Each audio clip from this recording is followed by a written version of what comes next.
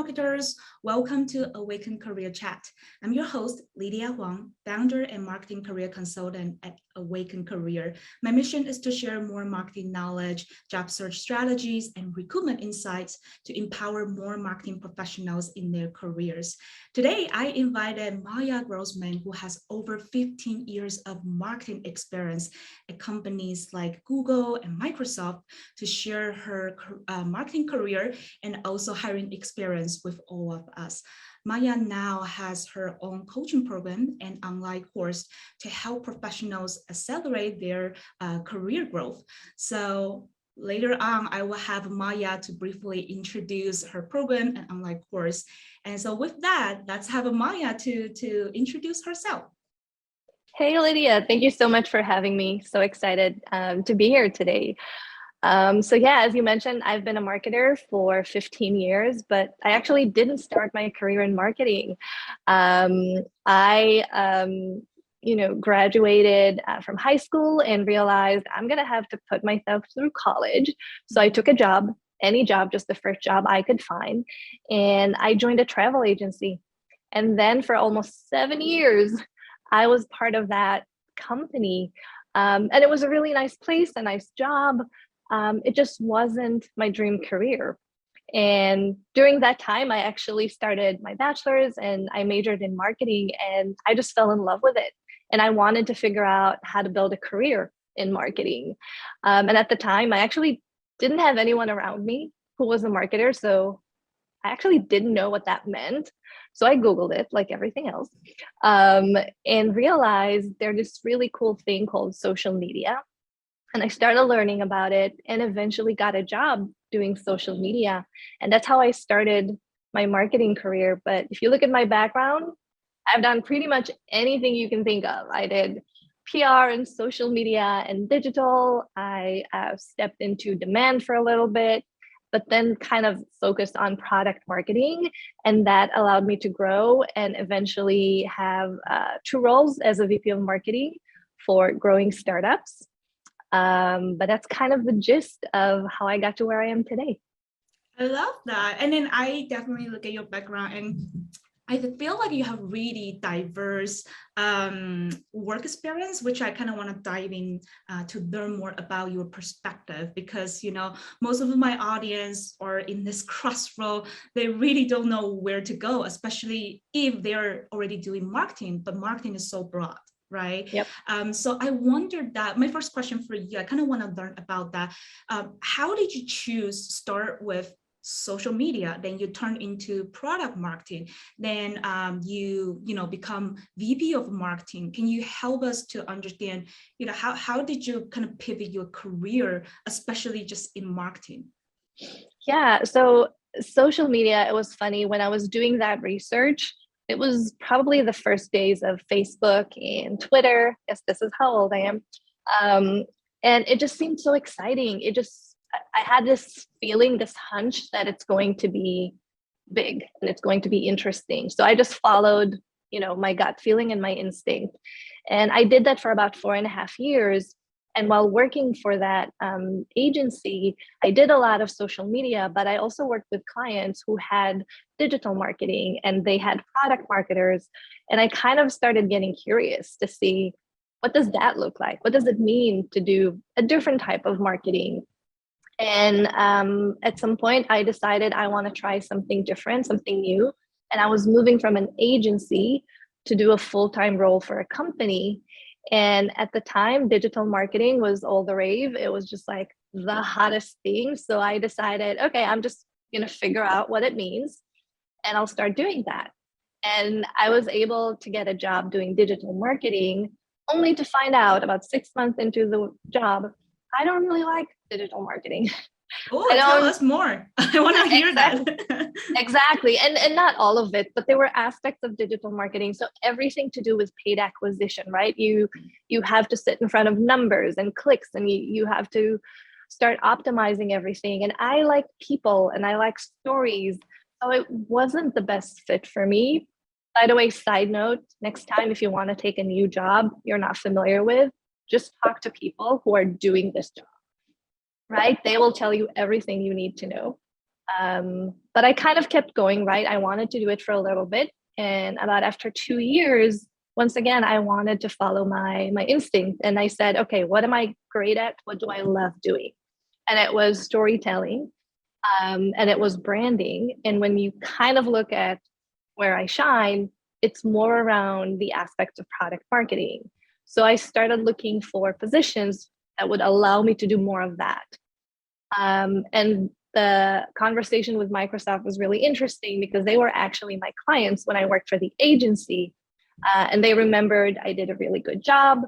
So they actually reached out to me, and it was almost like the perfect storm, right? And I was able to join and start building more of my product marketing skills.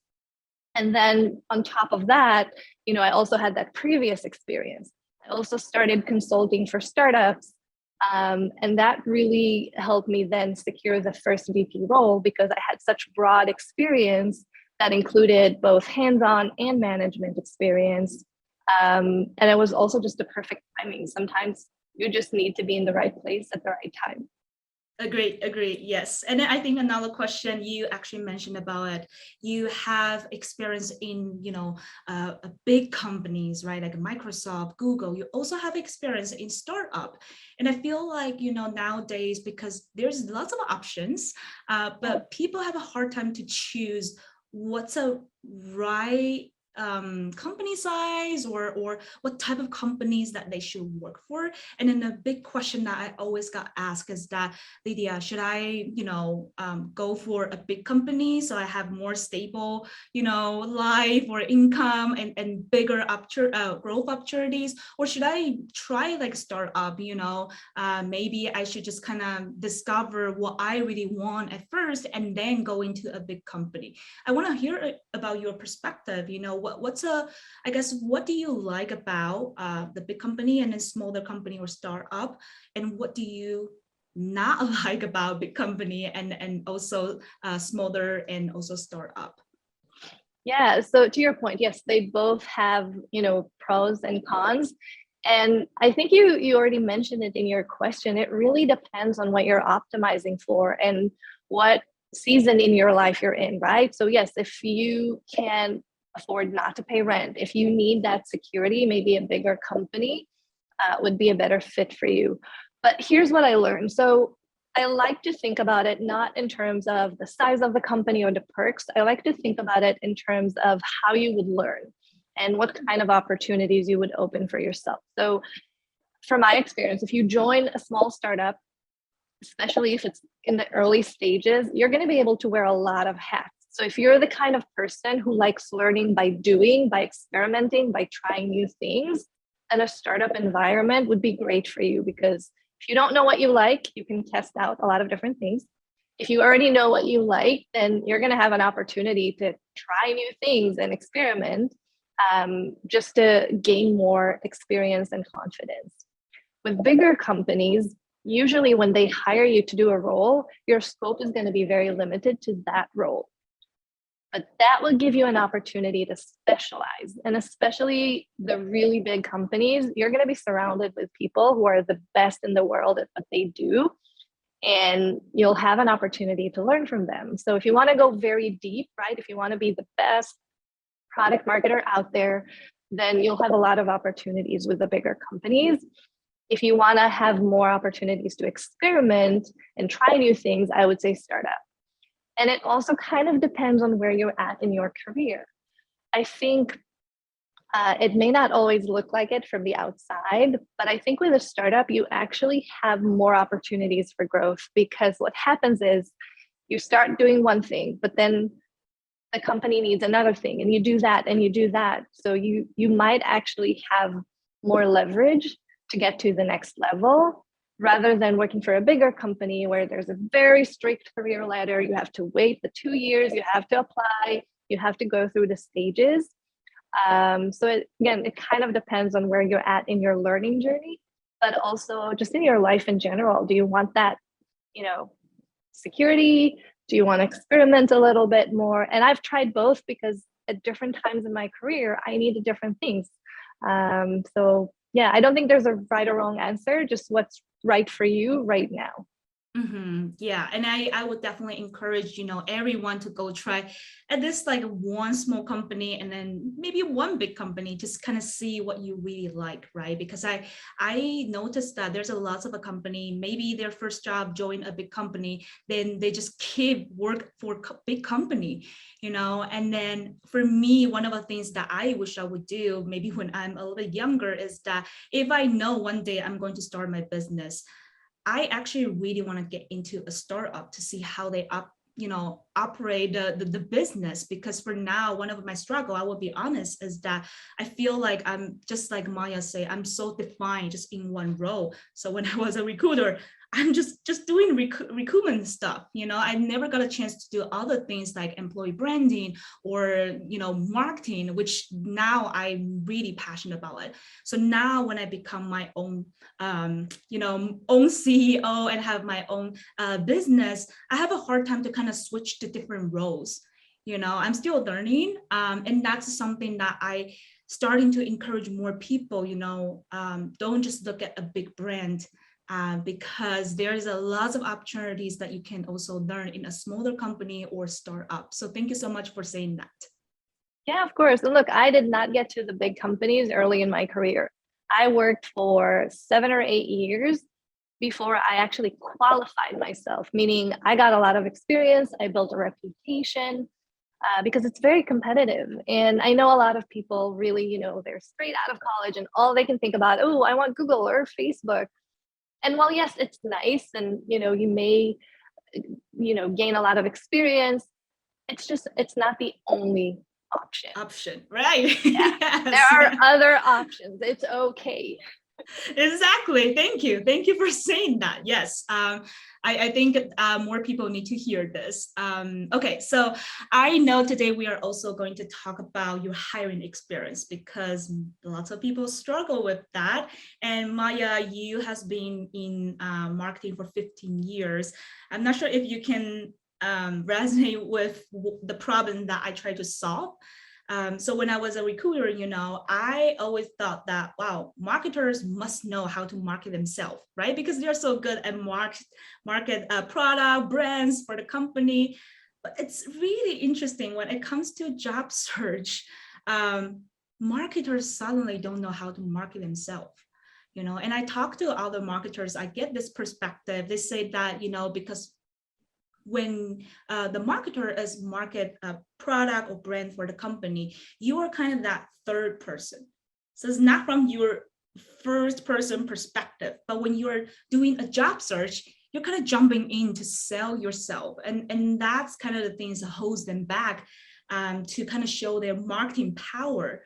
And that's why I'm trying to kind of jump in to help more marketers to be seen in the corporate, because most of the time I think that they just don't know about the recruitment insights, right? And then so that's why I really want to have you to share some of your hiring experience to help more marketing job seekers to learn more about what's a recruitment or hiring process behind the scene.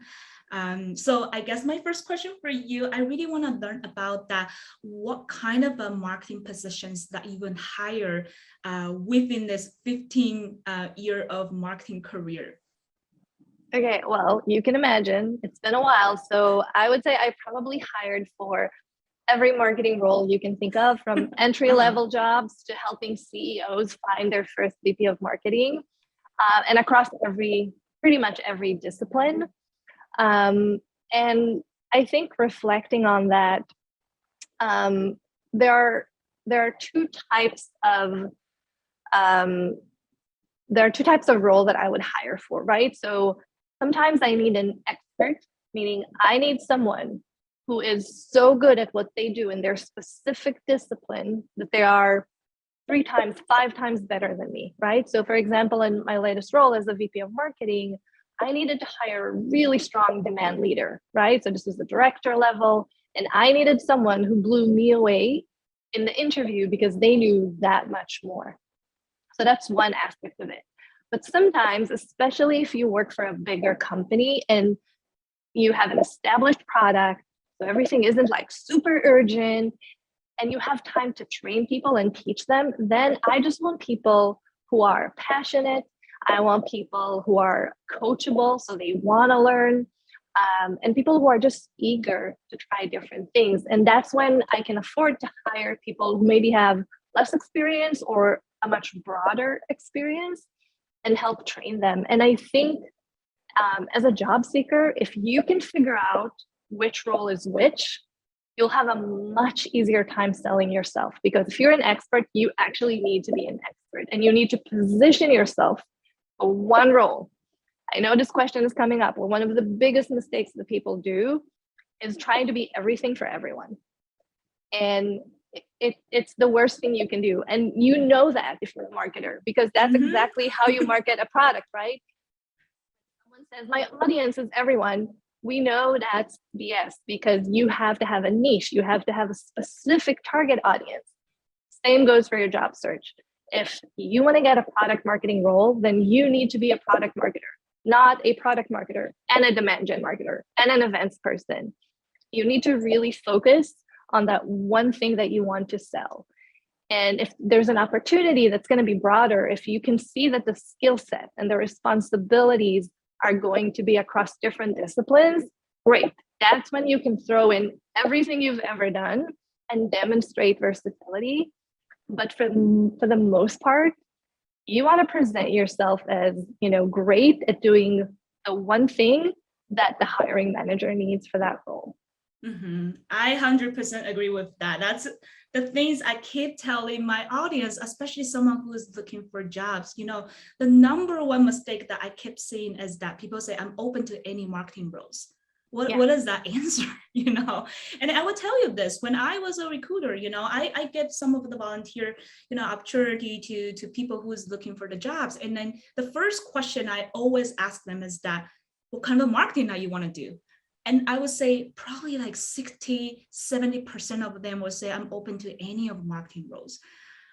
And, you just miss that opportunity to impress me as a recruiter, and let's go back to the same thing for Maya just mentioned about, if you are thinking about to pivot your career, maybe from one marketing function to another marketing function, then you're starting to talk to people. That's a chance you're starting to tell people why you are passionate about this one things.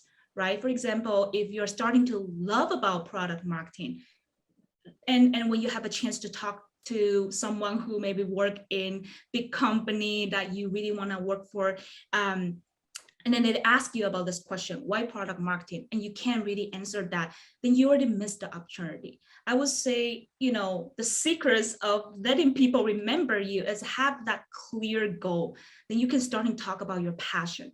Right. I think that applies to every kind of industry. For me, my job search, when I pivot from sales into recruitment, it's the same thing. When I tell people why I want to become a recruiter, I have a really, really clear goal. And that always can convince other people to give you a chance, even though you don't have a perfect experience yet.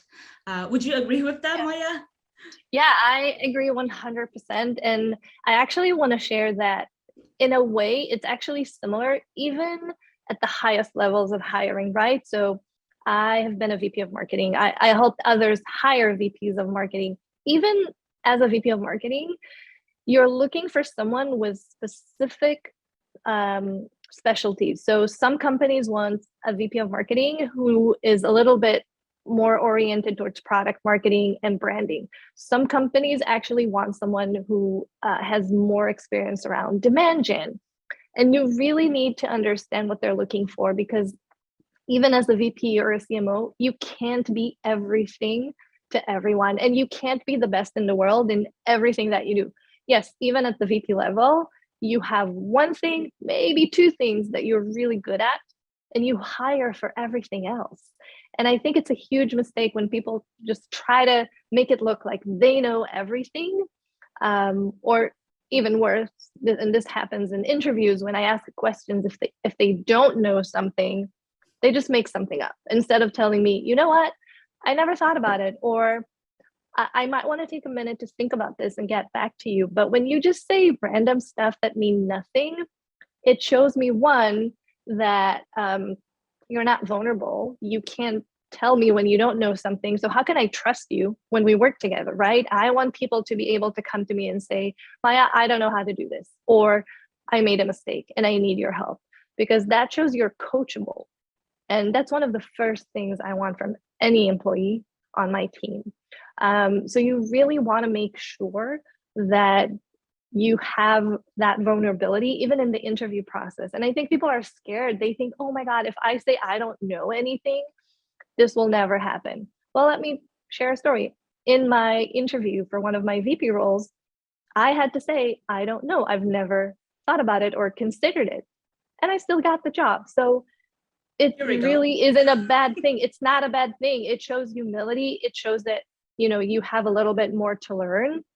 And it's so much better than giving a BS answer, because that just makes me think that I can't trust you. I think building that trust in the interview is so important, because you only have like 30, 45 minutes, or maybe just 1 hour with a person that you're talking to. So if you can build trust in that 1 hour, usually they will decide to have someone that is more authentic. Ultimately people hire someone who they want to work with. I think that's a top secrets that I also noticed, right? And then, before we actually started this chat, I and Maya was talking about, being a leader.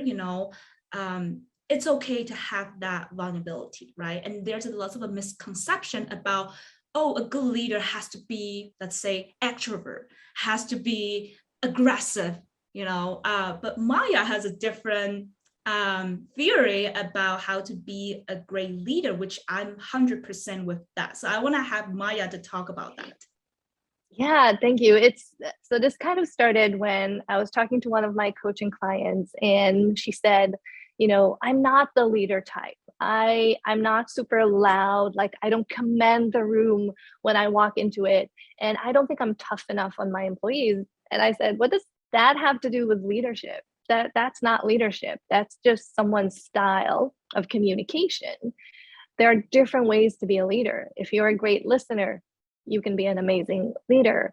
If you know how to take feedback, if you're authentic to your point. So I think there's this misconception, this stereotype of what a leader should be.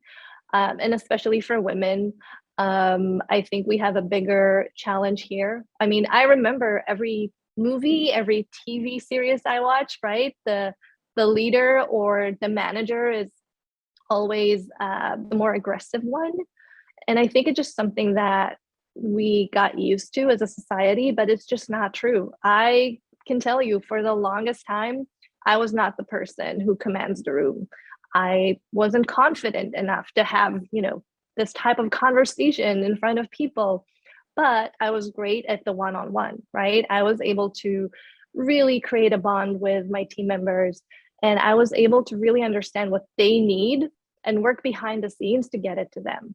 Does that mean I'm a good leader or a bad leader? Well, I don't think how I communicate is the only way to measure success. So I think people need to find their style. They really need to ask themselves, how do I like to communicate? What are the different things that I do that impact my team members? Do they impact them in a positive or a negative way? And just really build on top of that, because, we're also not perfect. I made so many mistakes throughout the years, right? I have this story I love telling, where one of my employees actually pulled me aside one day and he said, Maya, you are making it very hard for me to do my job. And I said, what do you mean? And he said, well, you gave me a task. We have a launch coming up and you told me to write a blog post. But then you went ahead and completely edited that blog post without telling me what I did wrong. So you stole an opportunity for me to learn. Now I know you're stressed. We have a deadline. Next time, if you don't mind, tell me what's wrong and I will fix it. And I promise you it will happen in time. So two things happened here. One, I was so freaking impressed that an employee was able to come and tell me that. That for me, that meant I'm doing a good job as a leader. If they feel like they can give me feedback, then they feel they have a safe place. They feel confident in the ability to tell me the truth. That's one of the most important things when you build a relationship. Two, I actually got to learn. I've never done that ever again. Every time I'm in a similar situation, I give people the opportunity to learn, because that's what someone did for me. That's what my managers did for me. That's how I became better, right? So I really think, again, different ways to be a great leader. And you just need to decide where you want to fall on the spectrum and work on anything that you don't already have. I love that. I hope that I have those kind of a managers in my careers. I do have a few, good managers, but I think that building that bond, that trust, it's hard, It as is. an individual contributor to really believe that I could share that negative feedback with my direct manager. I think it also need confidence, that need practice too.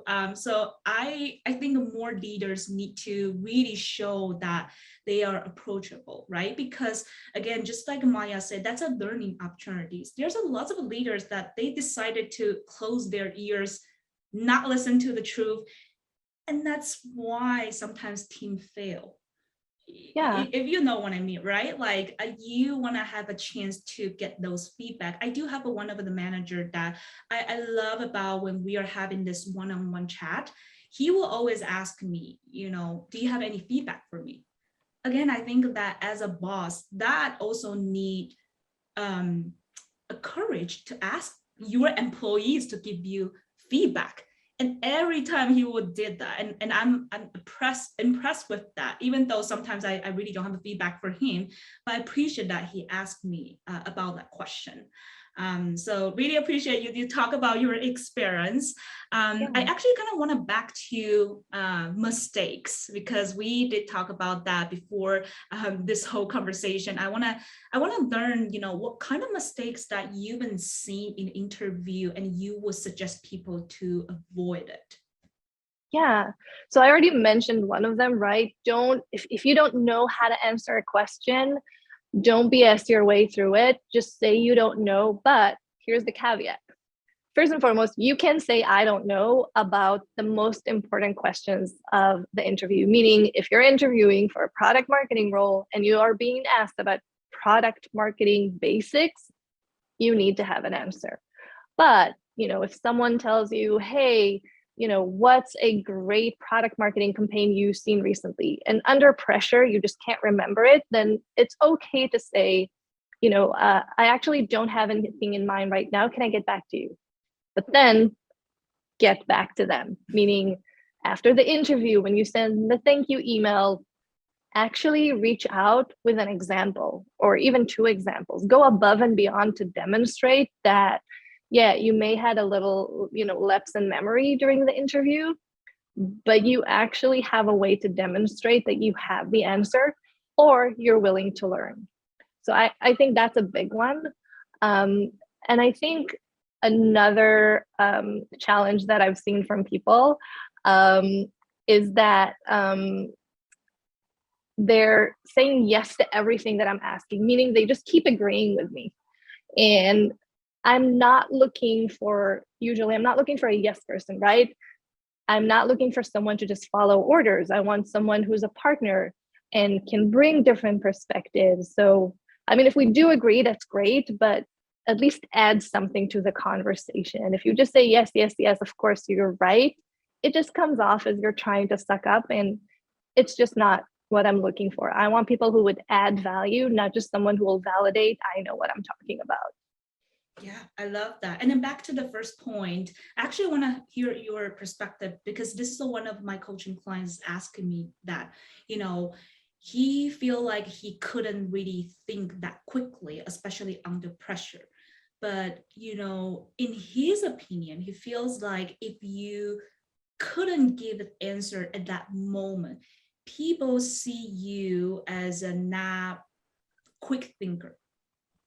So I want to ask, when you recommend to actually tell the interviewer that I need a time to think about it, or I will get back to you. I'm 100% with that, because I think that none of us can think that quickly. And sometimes we really just need to have a moment. And then when we are relaxed, we just have that answer or ideas can share, right? But it just seems like this is one of the stereotype in the interview, and that's why some of the people will try to squeeze some of the, like you say, BS, or even not really relevant to the questions, to just try to fill that silent moment, or just avoid to say, I don't know about this.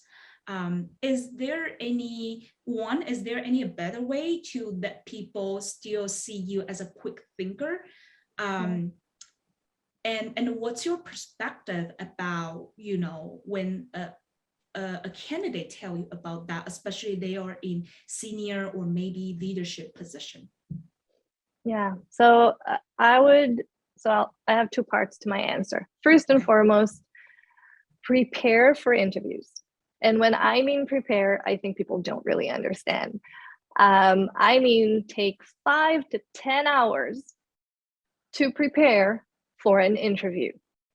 Here's why. Because especially if you know that you get nervous and you're not as quick on your feet, you want to have those answers come to you almost automatically. And what most people do, right, if they actually prepare, they will write down a few questions, they will write the answers, they will read them once, and they would be like, I'm ready. No, I'm talking about repeating those answers over and over again, recording yourself on Zoom to see what it looks like, getting to a point where it's almost automatic.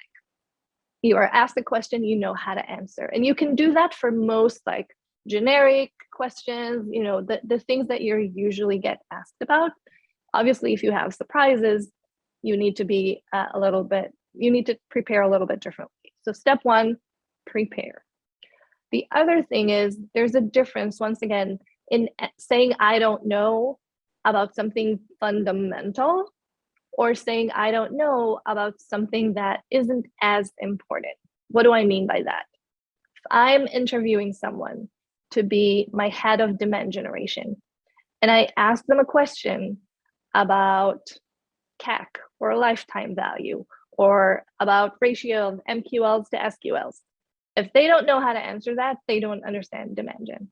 That's the most basic level. You need to understand the metrics.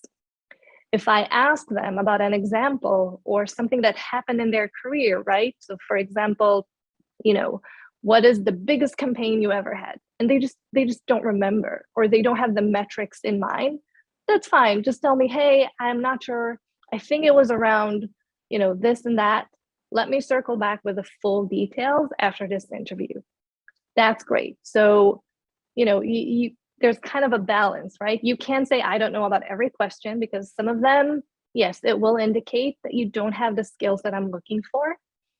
But people, and this is something you learn more and more as you work with bigger teams, they actually think differently. Some people are great in a team setting, right? So if we're doing a brainstorm, they'll have ideas, they'll shout them out, they'll be super excited. Some people need to absorb, they need to get the information, they need to process it, and then share it. And in a real life situation, I will not expect every single employee to raise their hand and speak during this type of exercise, because people think differently. So I won't expect them to do the same in an interview. But again, know the basics.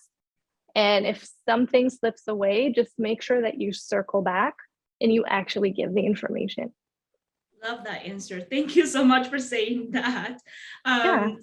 Okay, so I have a final question for you. I want to know, what's a one career advice that you can give marketing professionals who are ready to do their job search? Okay, be very, very, very specific about the role that you want. So to your point earlier, you're not open to every role. And even if you are, let's say you are, right? Let's say you have a very diverse experience and you're not sure. Then you're going to have 3 different routes of job search. You can be the product marketer, you can be demand gen, for example, you can be communications. You're going to have different resumes, and you're going to be sending your applications. If you send applications, there are definitely better ways to actually get a job. You're going to have to send them to different roles. And you will have a bit of a disadvantage with LinkedIn, because at the end of the day, you want every single part of your resume, and LinkedIn is included, to say the same thing. So I would actually advise against it. But if you go ahead and try and do it, you still have to be really specific. And it is just so much easier when you get specific. Here's why.